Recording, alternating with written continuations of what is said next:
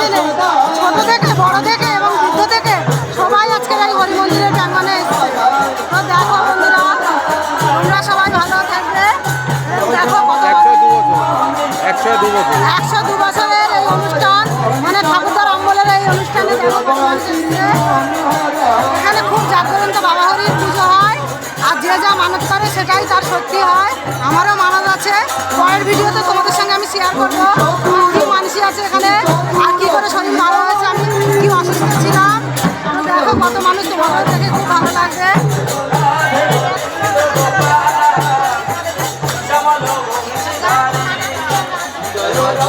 মনে হচ্ছে এটা একটা নতুন